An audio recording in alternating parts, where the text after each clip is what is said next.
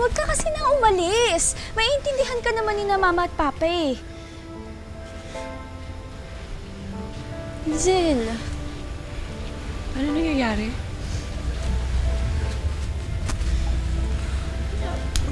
Ma, alis na po muna ako. Ayoko maging pabigat sa inyo ni Papa eh. Ay, hindi ko naiintindihan. Ano ba nangyari? Tsaka saan ka pupunta? Ma, hindi niyo maintindihan eh. Magagalit lang kayo sa akin. Alam mo, talaga magagalit kami sa'yo kung di mo sasabihin sa amin. Isa pa, maiintindihan ka naman namin eh. Sabihin mo lang.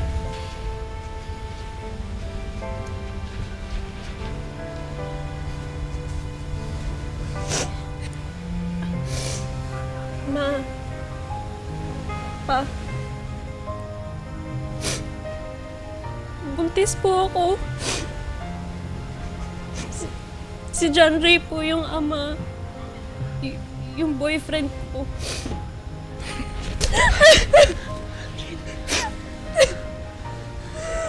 Pinag-aral ka namin. Nagpapakahirap kami. Pagkatapos ito pa igaganti mo sa amin.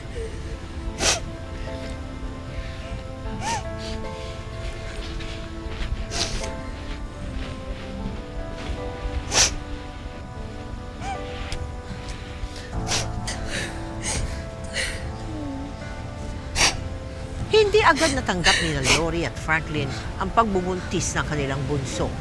Nagpasya si Lizelle na pahupain ang galit ng kanyang mga magulang at nakitira muna ito pansamantala sa kanyang mga ate. Pa, Hmm. hanggang kailan niyo ba titiisin si Lizelle? Pabayaan mo siya. Ginusta niya yun. Tanggap niya naman yung pagkakamali niya. Tsaka di ba humingi na po siya ng tawad sa inyo? Hindi pa po ba sapat yun? Hindi niyo kami naiintindihan. Masakit ang ginawa ng kapatid mo. Sinira niya ang tiwala namin ng papa mo. Sana naman po huwag niyo ituon yung galit niyo kay Lizelle. Sa bawat isa sa pamilya natin, may depekto.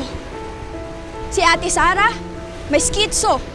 Si Ate Janet, may epilepsy. Si Kuya Dennis, hindi makapagsalita. Ako, ano tawag nila sa akin? Retarded. Kaya nyo nga pinamigay yung mga kapatid namin, di ba? Dahil sa hirap. Tapos kaming may mga diferensya, yung naiwan dito.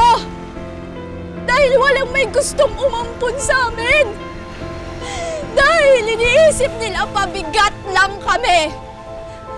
Kaya nga di ko alam bakit nag-anak kayo ng nag-anak eh, dahil kami lang din yung nagdurusa.